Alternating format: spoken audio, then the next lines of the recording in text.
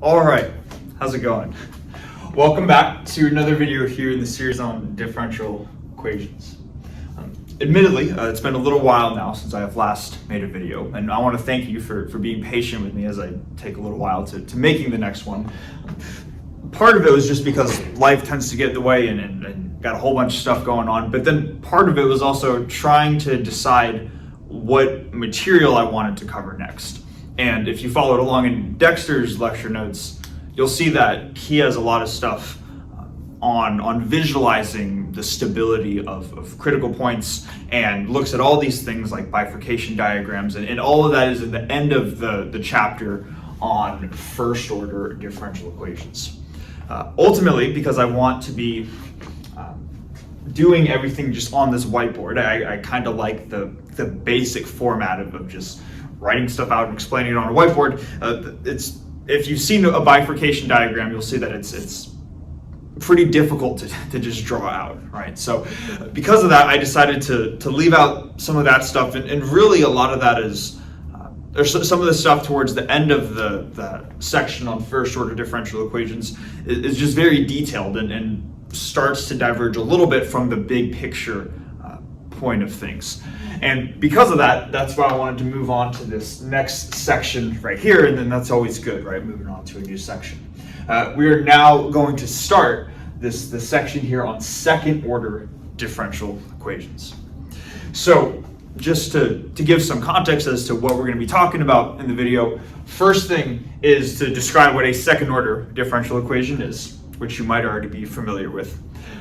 So we're going to write out its structure, and then we're going to see what changes in terms of the solution when we all of a sudden have a second order differential equation. The solution in itself is still going to be a function, right? Because the solution to any differential equation is a function. But there are going to be some differences. So we're going to point out what those differences are, and then we're also going to talk about some machinery or some mathematical tools that we can use to help us understand solutions to second order differential equations. All right, so hopefully that makes sense. And we're going to follow a similar type of structure that we were doing in the first order differential equations video, where we started off, if you remember, with the homogeneous linear equation that had constant coefficients. We're going to do the same thing here by just starting with a homogeneous linear second order differential equation with constant coefficients, and we're going to stick within the homogeneous realm for this video.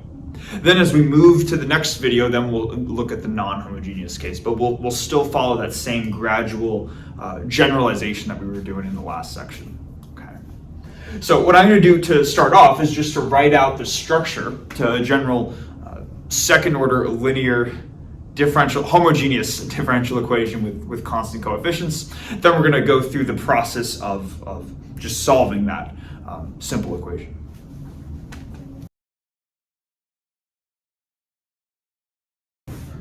Okay, so this is the fundamental equation, or blueprint for an equation, I should say, that we're going to be working with in this section. And as you could probably tell, a second order differential equation no longer just is an equation that contains the function and the first derivative of that function, but it now also contains this additional term that is the second derivative of that function. And hopefully you can see how this would generalize too. If we were to have a seventh order differential equation, we would just be adding on more and more terms all the way up to the seventh derivative of that function. Okay. Now, a common question that comes up, or that starts to come up more frequently as we get to these higher order differential equations, so differential equations beyond first order, is does a second order differential equation need to have the second derivative and the first derivative and the function all contained in the equation? And the answer to that question is actually no. The only thing that's really required in order to have a second order differential equation is that it contains the second derivative in that equation, and the second derivative is the highest order derivative in that equation. So you don't have any third order or third derivative term or fourth derivative term or any higher order derivatives. As long as you have some non-zero coefficient times a second derivative, you have a second order differential equation. In other words, you can allow the coefficients b and c to potentially be zero. That's very possible, where you just have a times the second derivative is zero, and that's still considered a second order differential equation. Okay. It's just that in the general case, you're going to have a second derivative plus a first derivative plus the function, or kind of like the zeroth derivative of the function. Right? So hopefully that makes sense. That is what classifies a second order differential equation, and in the general case, an nth order differential equation. Now, what we want to do is we want to go about actually solving this case, right? This is the linear differential equation that is homogeneous because we have a zero right-hand side, and we're going to start by assuming all of these coefficients a, b, and c are constant. So the natural question, right, is how do we solve it? And if you remember from several videos back now, we talked about sort of this linear algebra concept, that the exponential function acted as the eigenfunction to the derivative operator. And if we're familiar with linear algebra terms, we should hopefully be able to generalize that and carry that over into this equation right here. And I want to say too that even if we are not familiar with linear algebra, I believe we made a statement a while back, and if we didn't make it, I'll make it now. But I believe we made a statement a while back which said that whenever we had a differential equation which was homogeneous, linear, and had constant coefficients, then we automatically knew what the solution to that differential equation looked like. And that the solution to that type of differential equation was an exponential function. So in that statement that we made that statement in the context of first order differential equations, but that actually applies to any ordered differential equations, or differential equation. As long as the equation satisfies those three kind of sets of training wheels, we immediately know what the function is, or what the solution to the equation is. And that's great, right? Because that means there's not really anything conceptually new that we need to understand here. We actually can kind of just already say, here's a solution. But there are some slight generalizations that are worth pointing out, even though the exponential function is in fact the solution to this differential equation. So let's see what those are. So what I'm going to do is I'm going to say that because this differential equation is homogeneous, linear, and has constant coefficients, I can therefore, regardless of the order, I can immediately say, all right, the solution is going to be some exponential function e to the lambda x.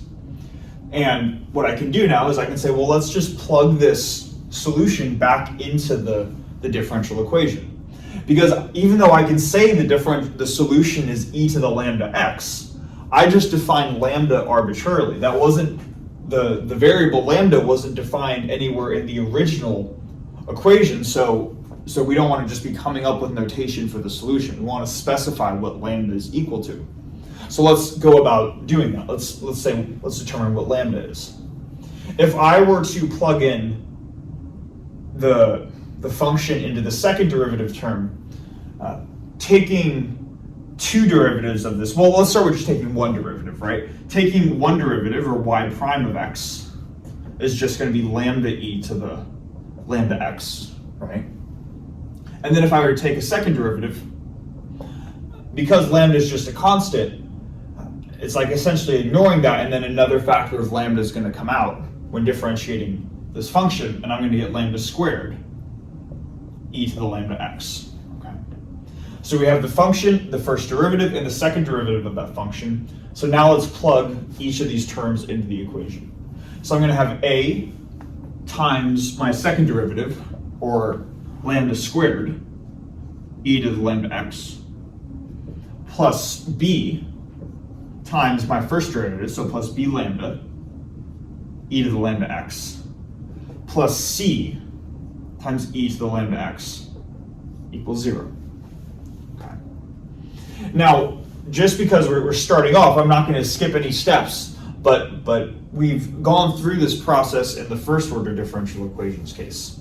each of these terms has a factor of e to the lambda x, so I can factor that out of the left-hand side.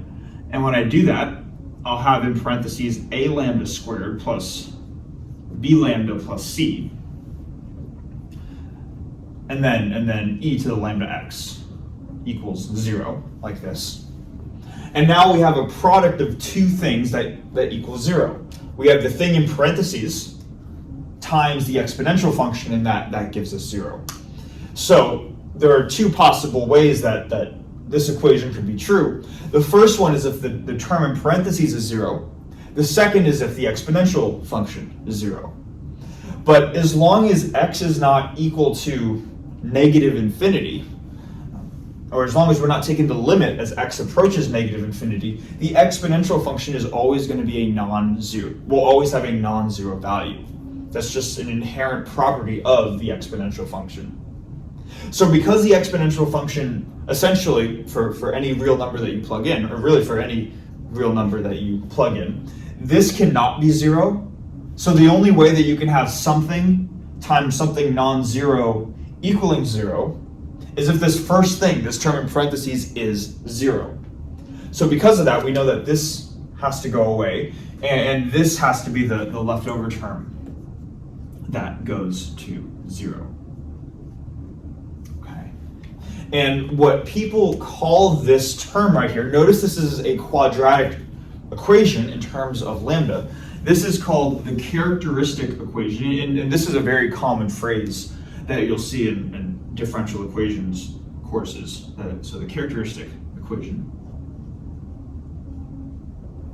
And when we were working with the first order differential equations, we actually had the same differential equation, but we didn't have this a lambda squared term, right? We just had b lambda plus c equals 0. And then this was just a matter of saying that you solve for this algebraically and you get that lambda is minus c divided by b, right?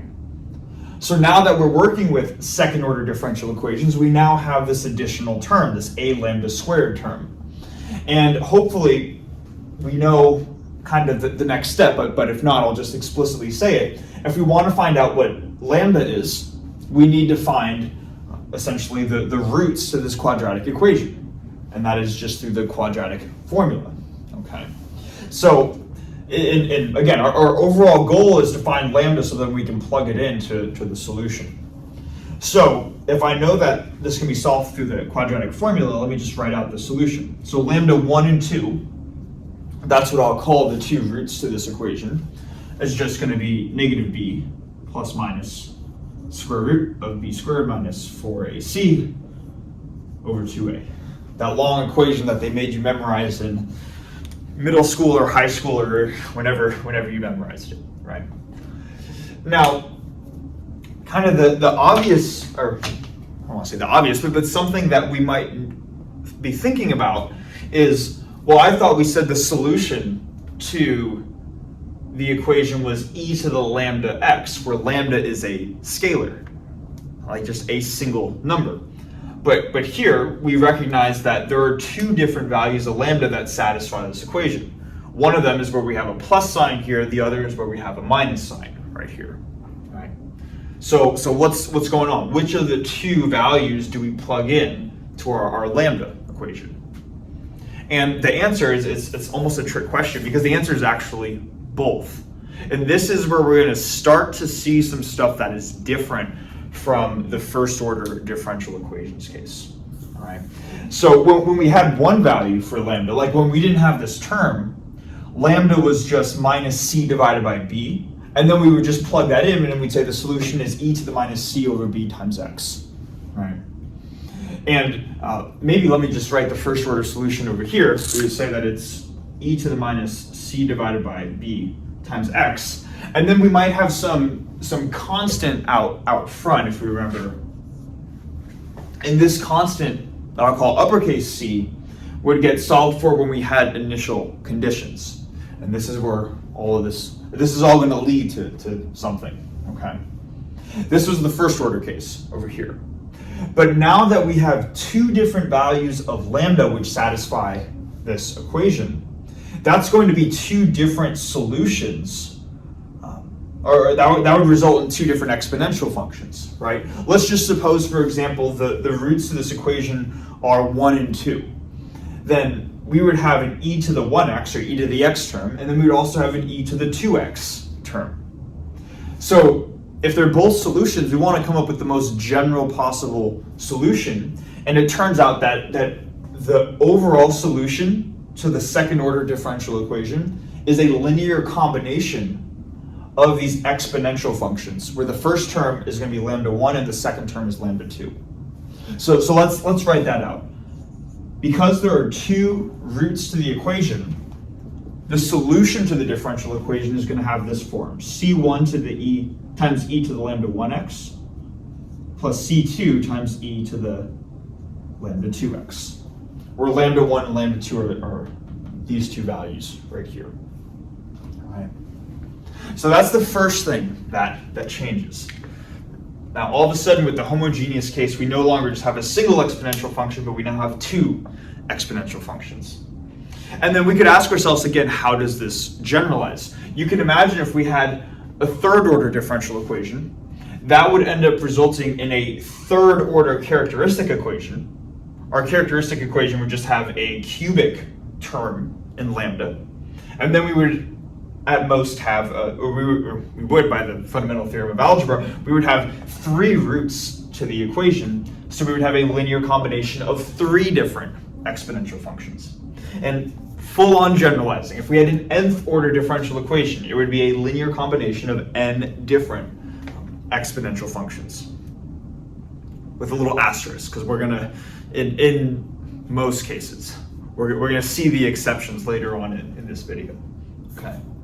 But hopefully that makes sense. This is the process about finding those differential equations, and this is what the solution would look like. Now, the next question that might come up that might seem a little bit different from here is that here we only had a single coefficient that we put out front, where now that we called c, and now we have two different coefficients that we're putting out front, which we're calling C1 and C2. And if you remember, when we would specify an initial condition for the first order differential equation, we would usually just specify the value of y at some initial position. Or let me rephrase. Y at some initial value of x, which we might take to be y naught. It might be some initial position. Okay. Point is, we had a single condition, one condition, as our initial condition. But now that we have two unknown constants, we have C1 and C2, as you can probably imagine, we are now going to have two initial conditions, or two sets of conditions to form our overall initial conditions. And this is kind of the next thing that's going to be different about a second order differential equation.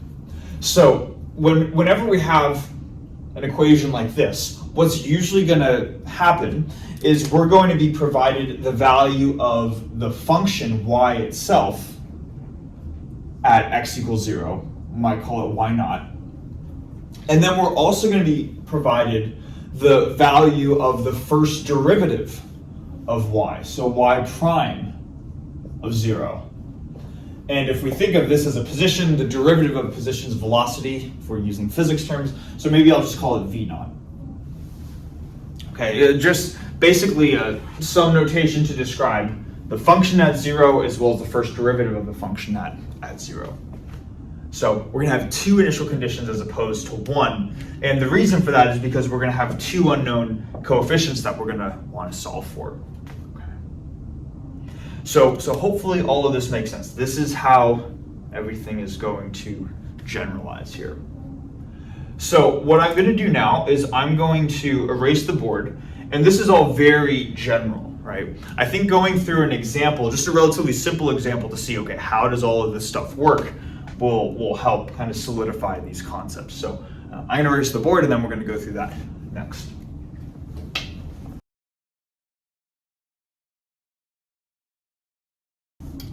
Okay, so this is the first example differential equation that we're going to solve.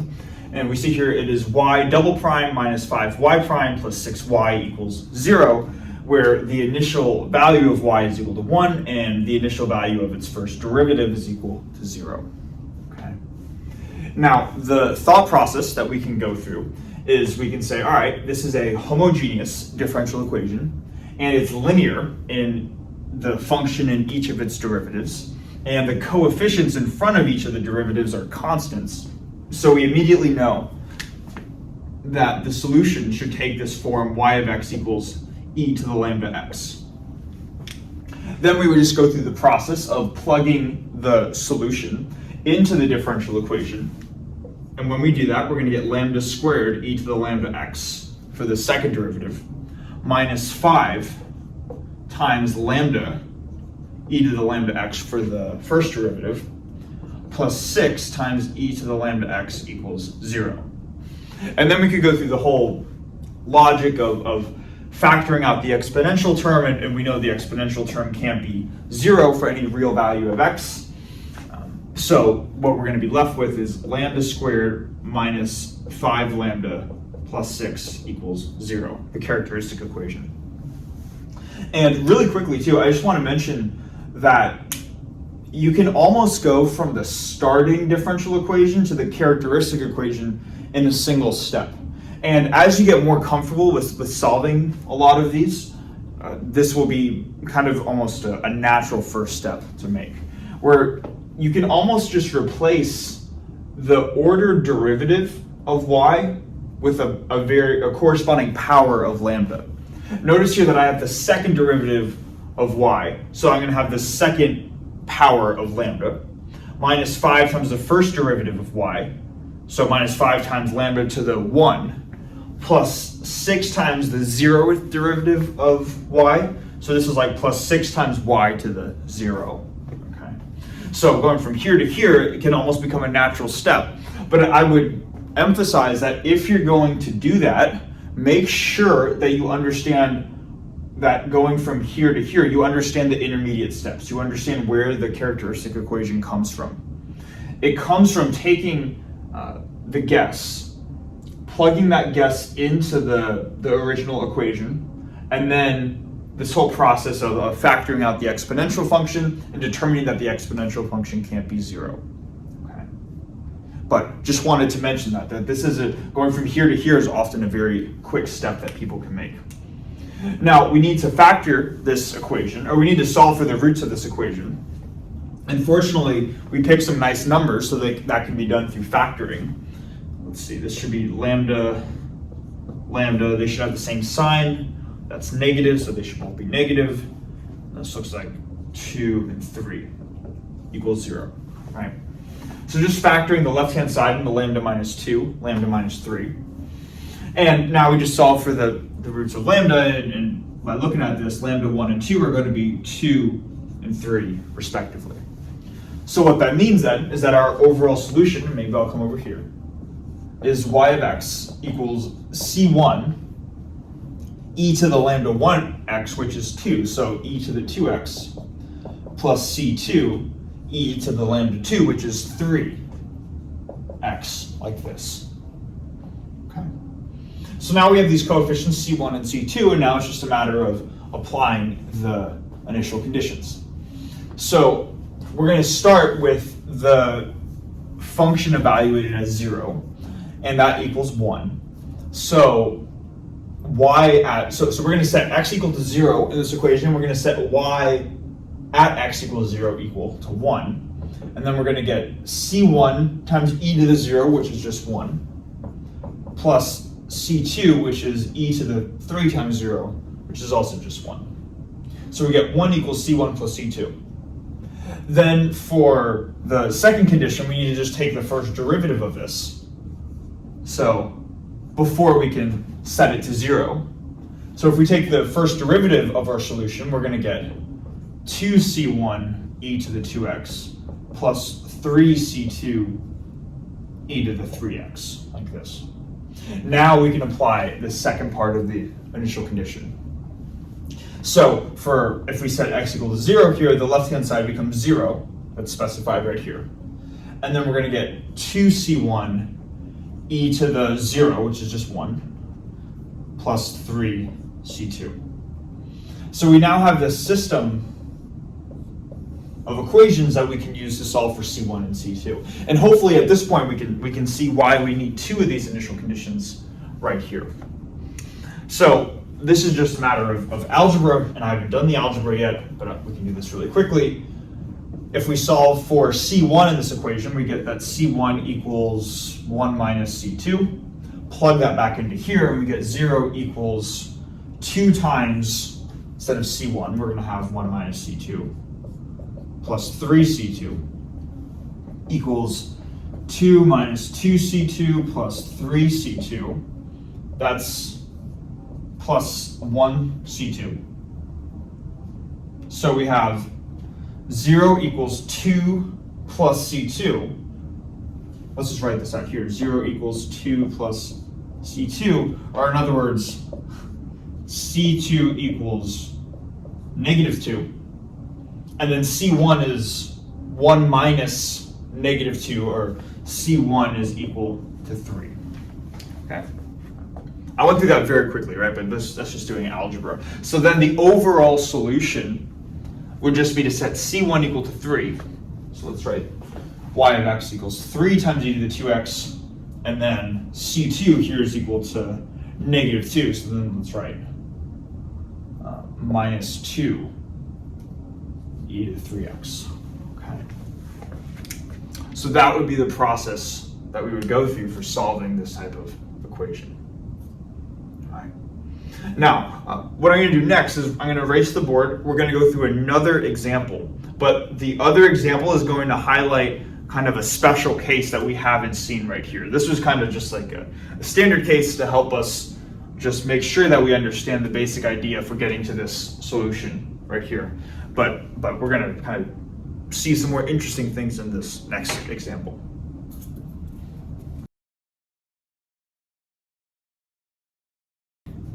Okay, so now we're going to take a look at this second example right here. And we're not going to worry too much about initial conditions right now. Hopefully it makes sense how to apply the initial conditions once we get the solution. It's just a matter of solving or plugging them in and then solving a system of linear equations. But I want to focus now on the second case here. We have y double prime minus 4y prime plus 4 equals 0. And hopefully we can go through that logic of plugging the guess in and then going through the whole step to get to the characteristic equation. But I want to speed through that a little bit and just say we know that because we have a linear homogeneous differential equation with constant coefficients, this is the solution. And to solve for the values of the solution, I'm going to have y squared, because I have y double prime, I have lambda squared minus 4 lambda plus 4 equals 0. Okay. Now, we might not see why this case is more or less unique so far. We still need to just solve for the roots of this equation. But let's do that, right? Let's imagine how do we solve for the roots of this. And if we solve for this, or I should say if we factor the left-hand side, we're going to get lambda minus 2 times lambda minus 2, or lambda minus 2 quantity squared equals 0. And now we might see it. Now all of a sudden, lambda 1 is equal to 2, and lambda 2 is equal to 2. So this is this special case here where we have a degeneracy in the roots of the quadratic equation. These the values for lambda 1 and lambda 2 are the same value. Now you might say, well, what's wrong with that, right? Why can't we just plug in this into what our structure that we had previously? Why can't we just say y of x equals c1 e to the lambda 1x, which is 2x, plus c2 e to the lambda 2x, which is also 2x? Why can't we just do that, right? And the reason is because what we should look at here is we have something times e to the 2x plus something else times the same thing times e to the 2x. Both terms contain e to the 2x. So what I could do is I could factor out an e to the 2x and I would be left with just c1 plus c2 times e to the 2x. In other words, I would just have a single term. And then we might be saying, okay, sure, you have a single term, you have some constant times e to the 2x. What's wrong with that? And the idea, or a general idea that we're going to try to establish early on is that the order, or just a general property, I should say, is that the order of the differential equation that we have determines how many independent solutions we should have. This was not a thing in first order differential equations. We had the differential equation was first order, so we'd have one independent solution. Or in other words, we just had a solution, which, right, like, it's like, okay, sure. But now that we're going to these higher order derivatives, these are things that we want to start thinking about now. We have a second order derivative, so we're going to want to have two independent solutions. But if this term and this term are just scaled versions of one another, right, then they're not actually independent, okay? So we run into an issue that's a little more subtle, but that is why we can't just say that this is the solution, because we have a second order differential equation, but we only, up until now, it looks like we only have a single independent solution. Okay. So then the question is, all right, well, what do we do? How do we find the second independent solution for a second order differential equation? And the way that we can kind of work this is by using some knowledge of calculus, where we're going to just take slight variations of these lambda 1 and lambda 2 values. Let's suppose now that rather than lambda 1 equaling 2 and lambda 2 equaling 2, let's suppose that they differ by like this tiny amount. So now let's say that, lambda 1 equals 2 plus a small number, which I can call epsilon, and then lambda 2 equals 2 minus that same discrepancy, which I'll call epsilon right here. And epsilon is going to be a very small number. So these are still going to be very close together, but they're just going to be slightly different from each other. The basic idea is we're going to work with this as our overall structure and then take the limit as epsilon goes to 0 to see what we get for our overall solution. Okay. So let's do that. Let's suppose now these are our lambda 1 and lambda 2 values. If that's the case, then that means our solution is going to take the form y of x equals, or c1, e to this factor, so e to the, not 2x, but e to the 2 plus epsilon x, plus c2 times this quantity right here, 2 minus epsilon times x, like this. Okay.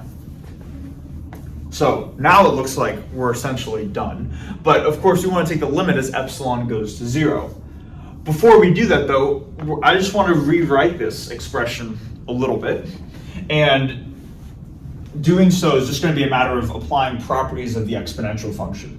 I can rewrite this first term as c1 e to the 2x times e to the epsilon x. And then for this second function right here, I'm going to write c2 e to the 2x e to the minus epsilon x.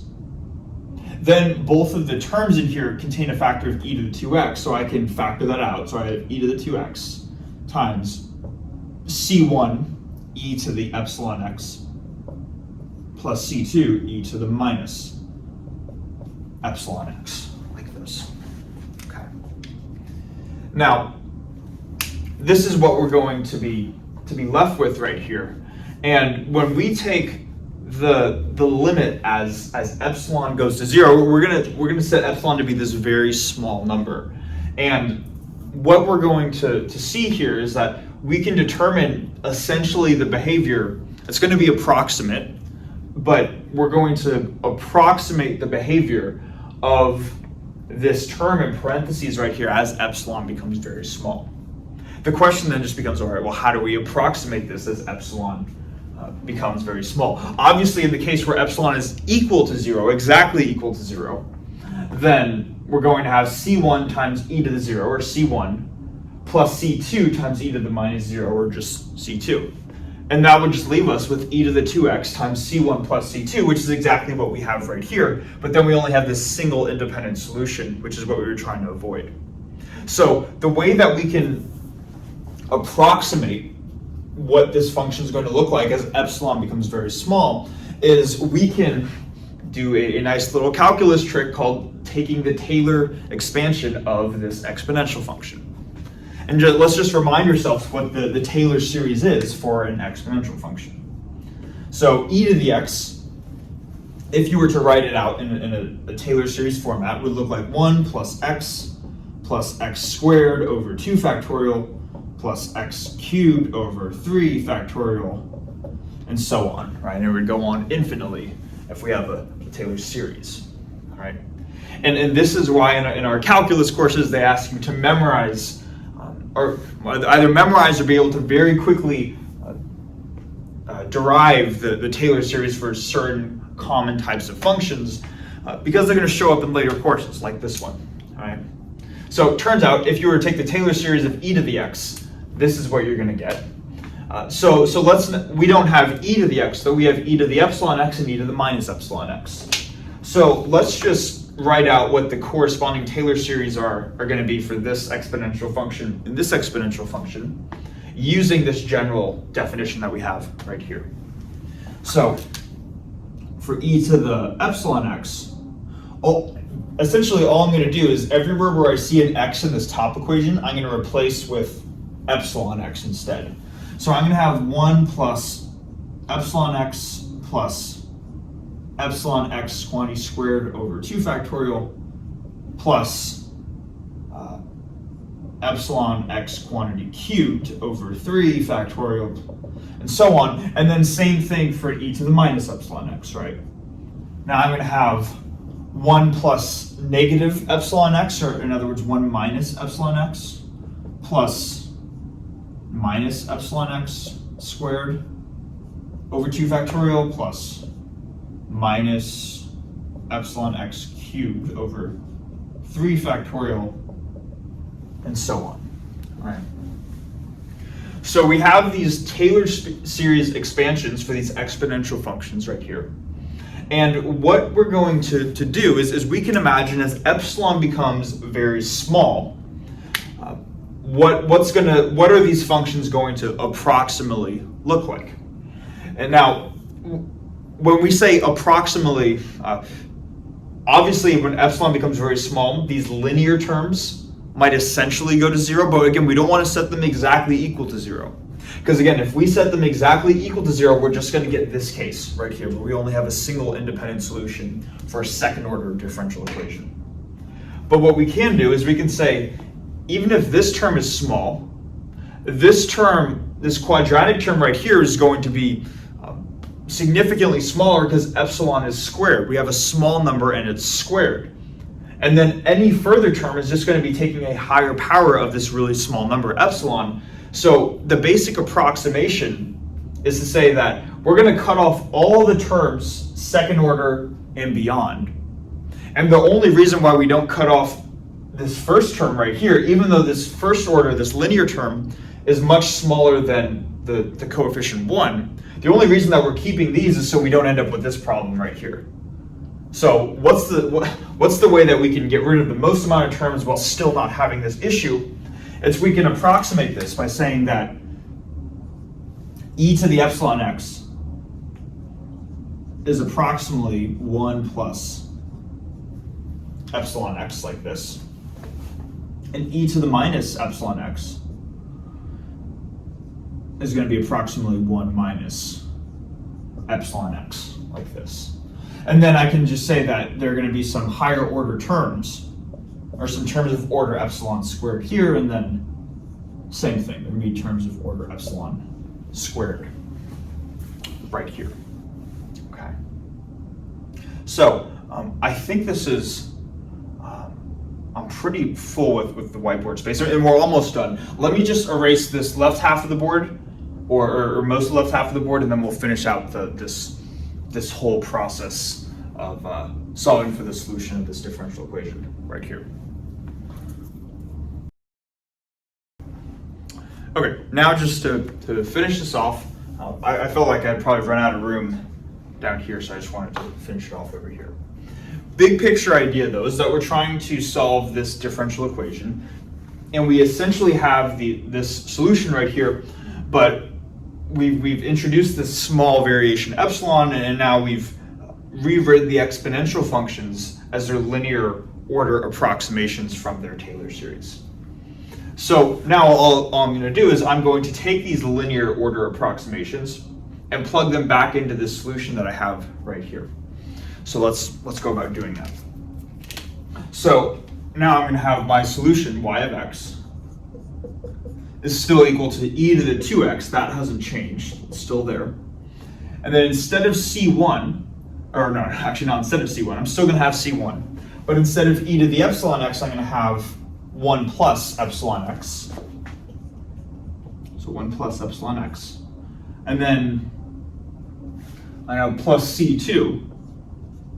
And then again, instead of e to the minus epsilon x, I'm going to have 1 minus epsilon x right here. Like that. So this is what my solution looks like right now.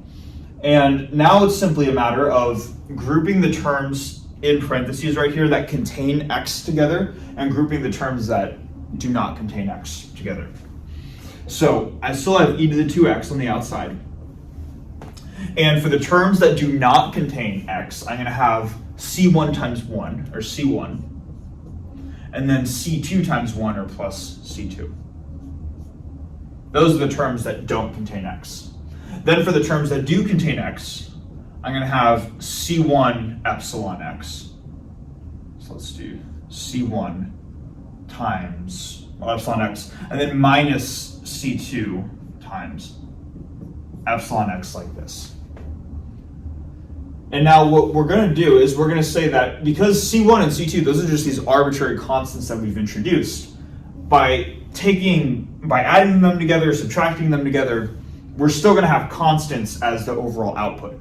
So let's just call these constants new sets of values. So let's say c1 plus c2 is alpha, some new constant, and c1 minus c2 times epsilon is beta.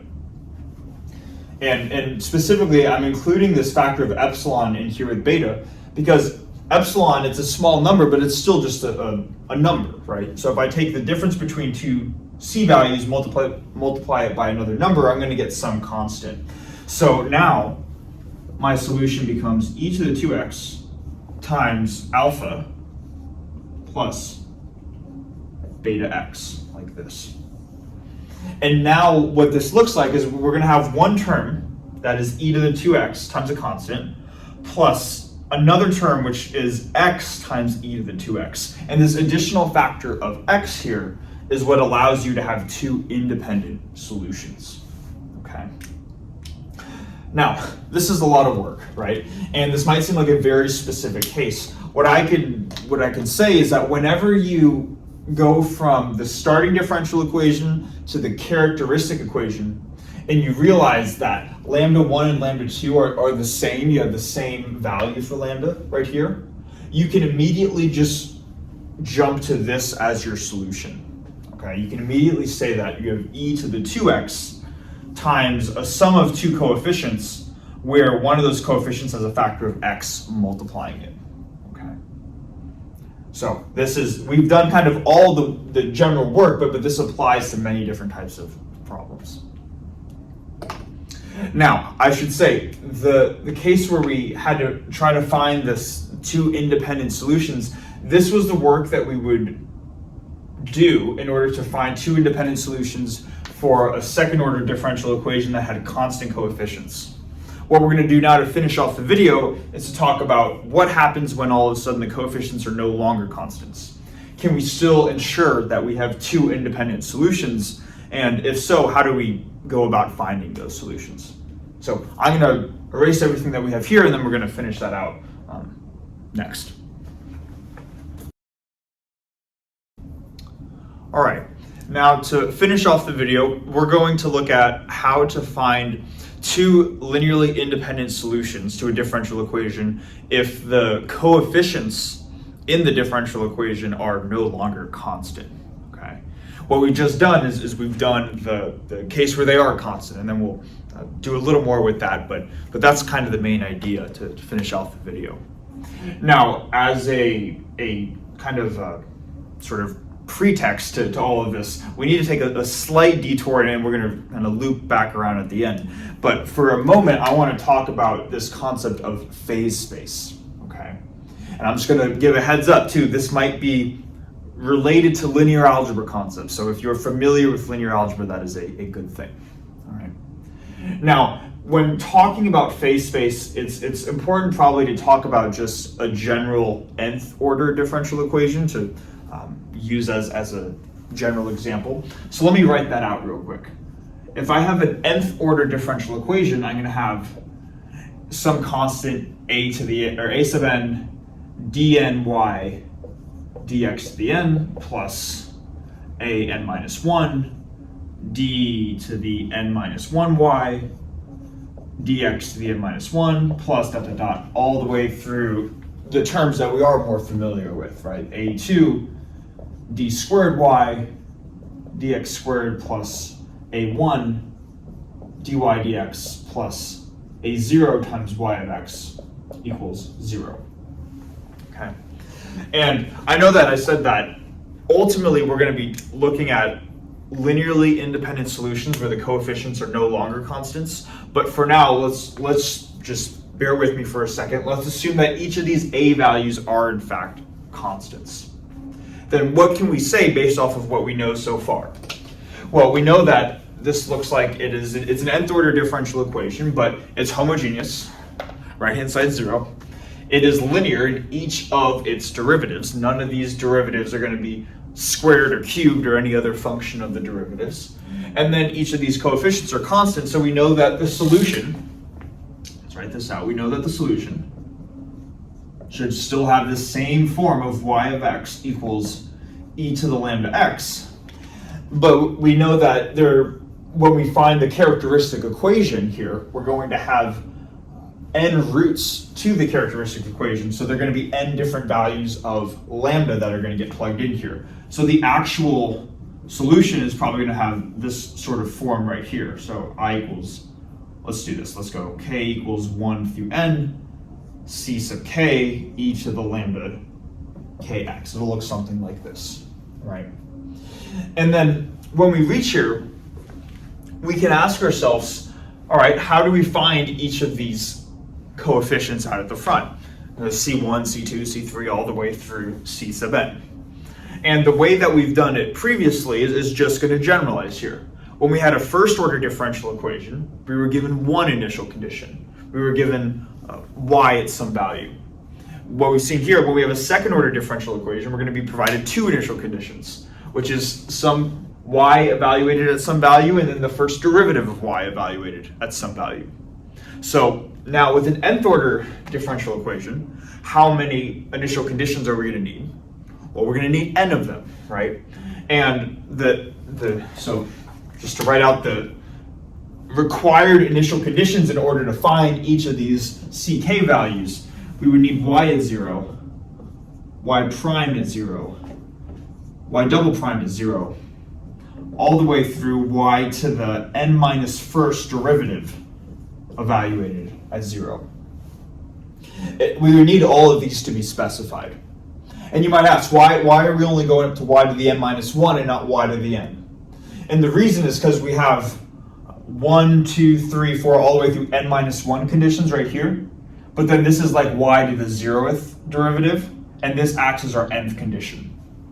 And you can remember too, with the first order differential equation, we were only provided the value of the function at 0. With these second order differential equations, we've seen that we are provided the value of the function in the first derivative evaluated at 0. So in the general case, whatever the order is of our differential equation, usually the initial conditions that are provided are going to be the function evaluated at 0 all the way up through whatever number is 1 degree lower than the order of the differential equation evaluated at 0. Okay, so if we have an nth order differential equation, we're going to be provided up to the n minus first derivative evaluated at 0. Okay. Maybe just to be absolutely general too, I've been evaluating them at 0 because that's like the common condition that's provided. They provide you the value at 0, but it doesn't need to be 0. It can be any point. You can imagine if we provided them at just y or at x equals 3 or something, you could just have a system of linear equations for all these c values where you plug in 3 into here, into the exponential rather than 0. So it doesn't need to be at 0, but I do that. I write that because it's common, okay? But so hopefully all that makes sense. The main thing that I want to get across here is that in order to specify a specific solution for y of x, in other words, in order to find the value of all the c sub k's right here, so we don't have any sort of mysterious notation. We can put actual numbers in for c1 all the way up through cn. These conditions are required. We need the value of the function all the way up through the n-1 derivative of that function evaluated at 0. So what that tells us then is that if we want to, in the general case, form a solution, what we could do is we could package all of these conditions together into what's called a solution vector. And the notation that they use in the lecture notes is they use uppercase Y. They put the little arrow sign because this is the sign for a vector. And again, we are now going to be using some linear algebra terminology. We can kind of just, if we haven't heard of a vector, how do we describe it compactly? I guess a vector is essentially an object that has multiple components. And each of the components of that object are going to be these things right here. So this solution vector is inherently going to be n-dimensional. And at a general value y of x, it's going to the first component of that vector is the function evaluated at x. The second component is the first derivative evaluated at x. Third component is the second derivative evaluated at x. And this is going to continue all the way through this final term right here, the n-minus first derivative evaluated at x. So our solution vector y of x is going to have n total components to it. Okay. So hopefully that makes at least that makes sense, that we can produce an n-dimensional vector, and we're calling it a solution vector because we need each of these conditions, the 0 through the n-minus first derivative, in order to find specific values for each of the ck's right here. Now, we can ask ourselves, okay, this is a vector. If we're familiar with linear algebra, vectors live in a vector space. So in the linear algebra video series, we've visualized vectors in a vector space, kind of like an arrow pointing somewhere in space. So what we can imagine then is that our vector space, whatever it looks like in this n-dimensional case, we can visualize y, this uppercase y, the solution vector, as some arrow in our n-dimensional vector space. What is the name for this vector space? Well, it's called the phase space. All right, and we might have heard this term before. This would be n-dimensional phase space. Now, of course, I can't draw n dimensions, but you can imagine if I was able to draw n different dimensions, this would be the first component, this would be the second, the third, all the way through the nth component. Okay. So that is the general idea that I want to get across in the nth order differential equation case. Of course, though, we're only interested in second order differential equations. So all of this stuff is going to get reduced down to the n equals 2 case. So maybe let's just do that really quickly, and we'll see how, while this is very general, we can simplify this nicely.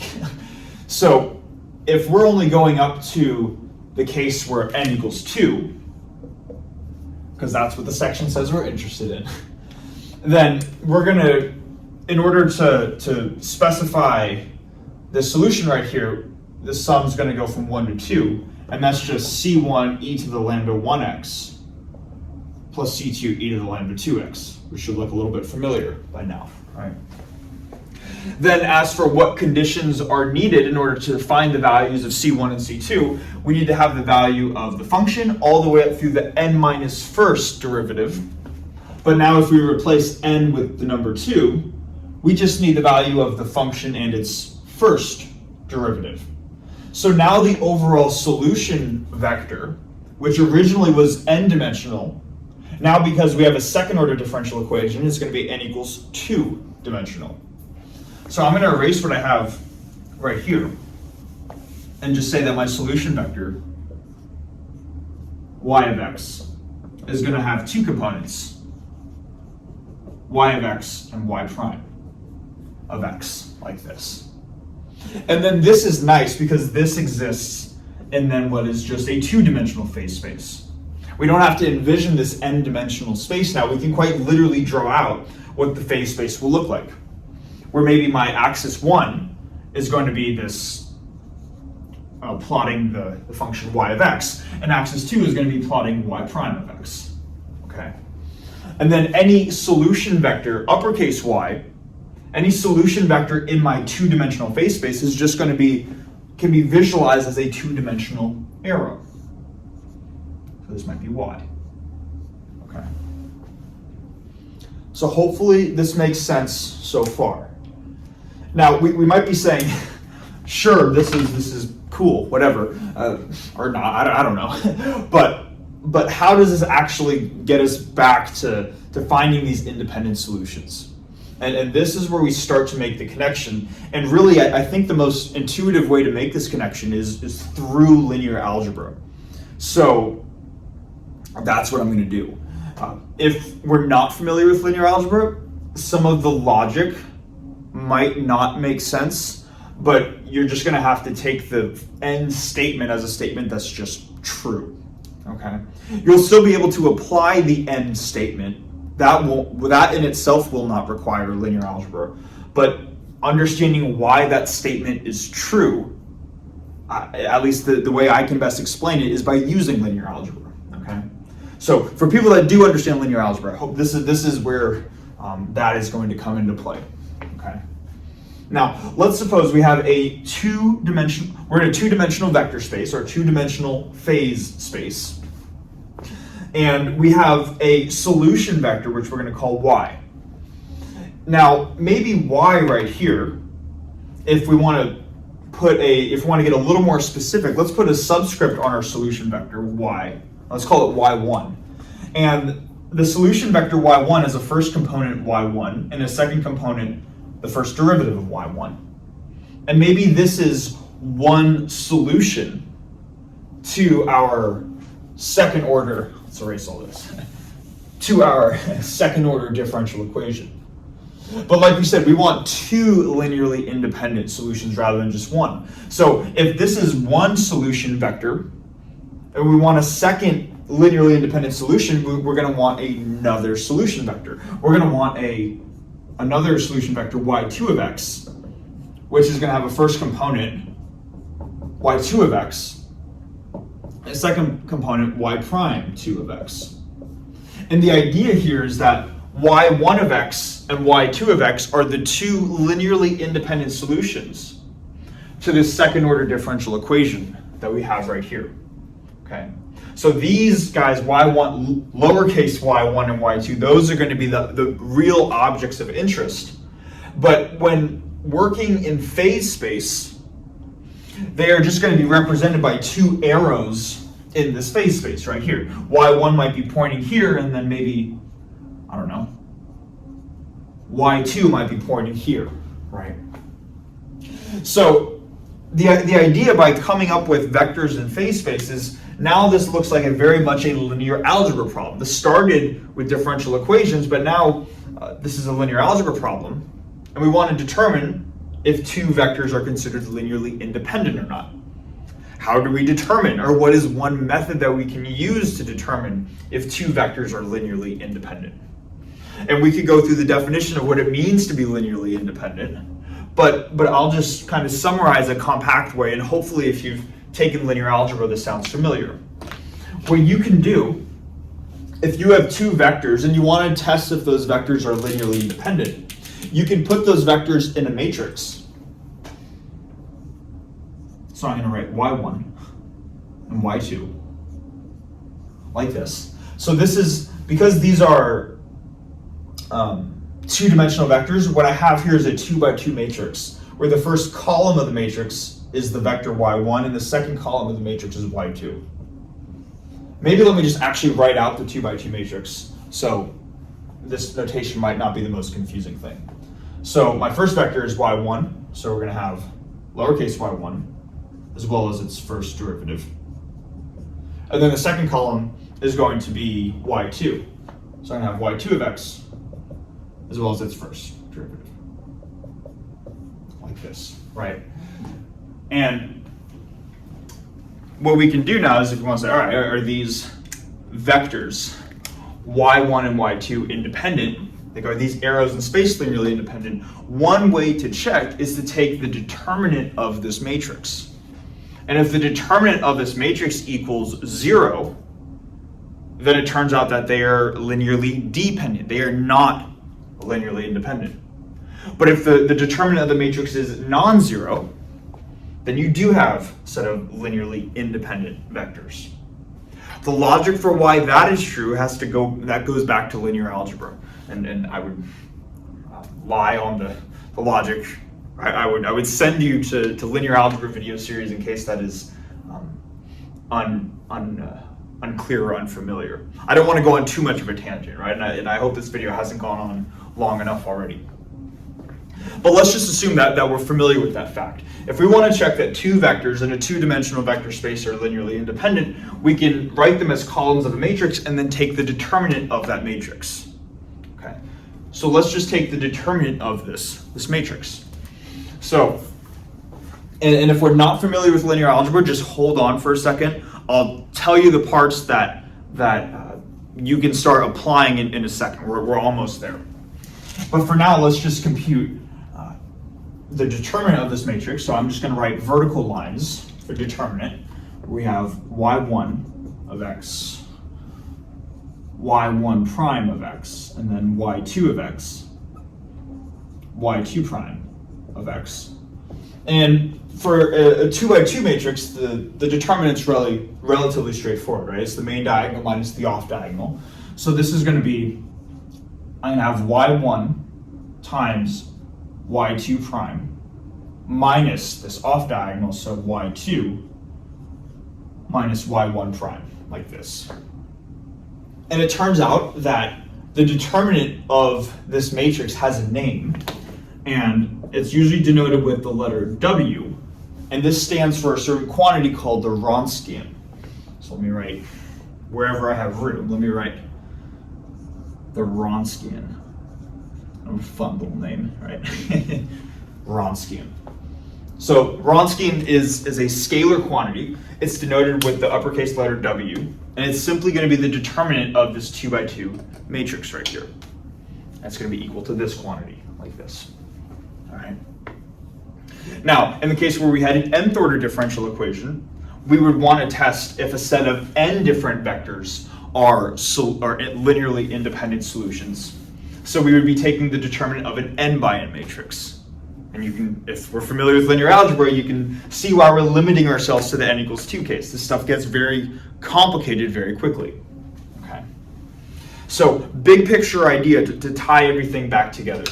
If this quantity is non-zero, that means the two solution vectors are linearly independent. These two arrows in space are linearly independent. If the determinant is equal to 0, then we're going to have linearly dependent solutions. The two proposed solutions right here are in fact linearly dependent. Okay. So for people that are not familiar with linear algebra, what you're going to want to do, and this is the big takeaway, if you have two possible solutions in mind to a differential equation, let's call those solutions y1 and y2, lowercase y1 and y2. The way that you check that these solutions are linearly independent is that you compute this quantity called the Wronskian. You take y1 times the derivative of y2 minus y2 times the derivative of y1, for these values of y1 and y2. Plug them in and see if you get 0 or not. If you get 0, they're linearly dependent. That's not good. Or usually, right?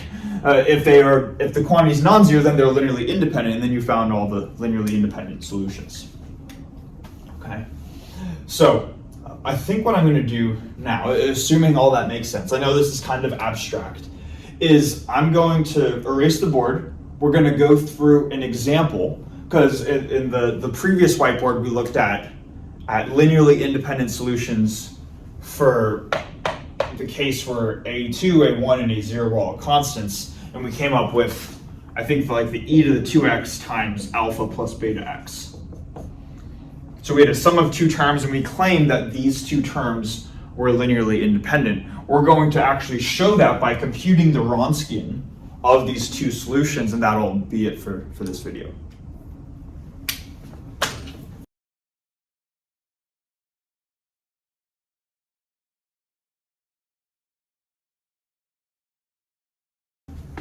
Okay, so now to finish off the video, we're going to go back to this second order differential equation that we had, and these were the two supposed linearly independent solutions that we had here. And we want to see if these solutions are going to be independent or not. Okay. And actually, I think before I even go into that, I just really want to make sure that I'm clear as to why the phase space corresponds back to this here. So let's just, this will be very quick in case this was not clear in the beginning. So we had y1, so this is y prime. This is phase space, right? So the horizontal axis is the function, vertical axis is the first derivative of the function. We have one solution vector here, and we have maybe a second solution vector here. If we want to see that these are linearly independent, we might say, well, how does that relate to the fact that overall functions to a differential equation are linearly independent? These look like arrows in space, these are functions. And the reason is that the first component of y1 is this function right here. And the first component of y2 is this function right here. Every other component of y1 and y2 is the necessary information needed to compute alpha and beta. So alpha and beta can't just be any number. There are these set specific numbers. So the basic idea is that every arrow in space corresponds to exactly the solutions that we're going to be interested in. Okay.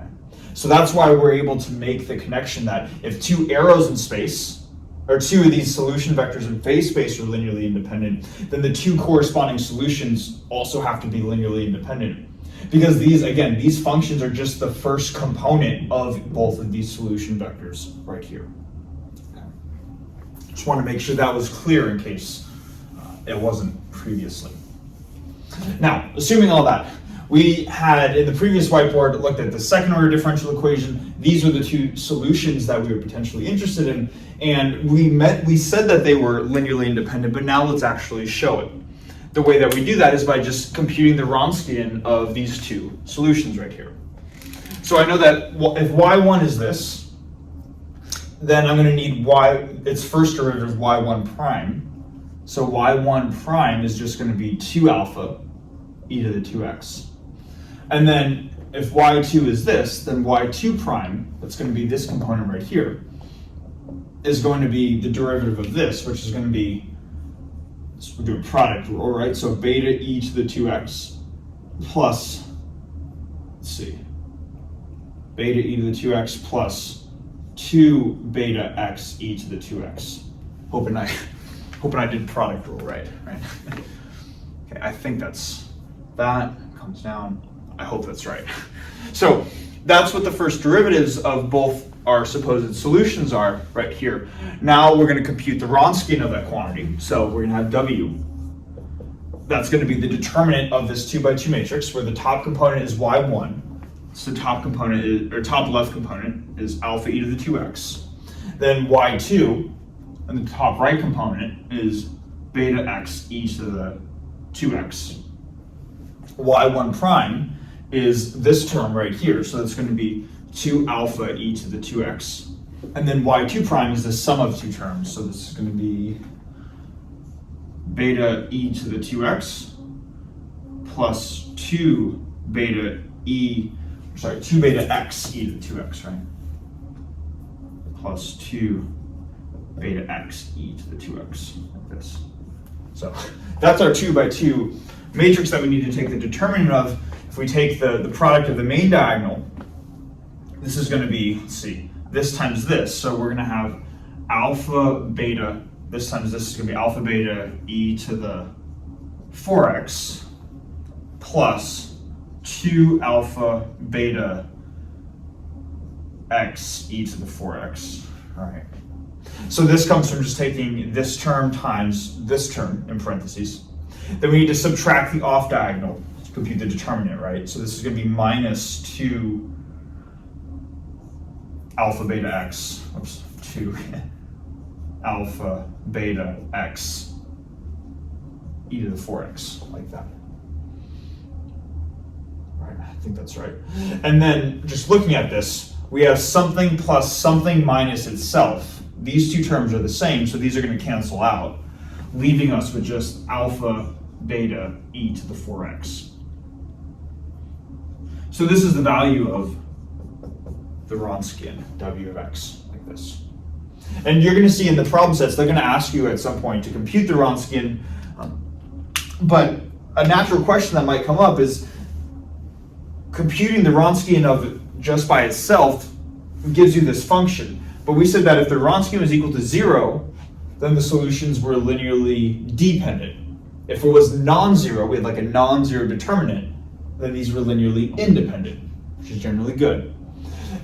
But this isn't just a number, right? This is a function that depends on x.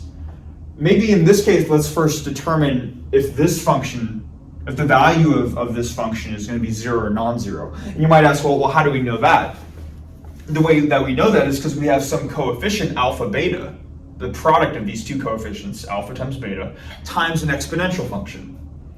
But for any real constant that we plug in for x, we know that the exponential function can never equal 0. This is always going to be some non-zero quantity.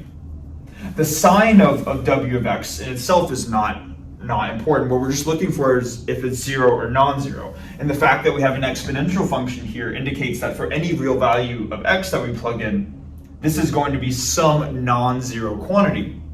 And because it's non-zero, the determinant is non-zero. So these solutions are in fact linearly independent. They would show up as two linearly independent vectors in the two-dimensional phase space. But the question that that kind of is a way of verifying what we've done earlier. But the question that might come up is, well, not all Wronskians are going to look like an exponential function, right? I mean, who knows what you're going to have? And you could have just any general function of x, or possibly. So could you have the possibility where some values of x give you a non-zero Wronskian, and then some other values of x give you a 0 Wronskian? And it actually turns out that the answer to that, interestingly enough, is no. So it actually turns out that for Wronskians, this quantity is either going to be 0 for all values of x, or it's going to be non-zero for all values of x. In other words, it doesn't matter what value of x you try plugging into the Wronskian. You can plug in any value of x, just determine if the overall function evaluated at that constant is equal to 0 or not, and then you can immediately determine for all values of x that the Wronskian is 0 or non-zero. Kind of an interesting property that you might not initially suspect, right? That a function is always 0 or always non-zero. There's a theorem that proves that statement rather than me just saying it, and it's called Abel's theorem, A-B-E-L. And I feel like this video's gone on long enough, so I don't want to go through that proof in this video, but definitely feel free to look. The proof's not very long, honestly.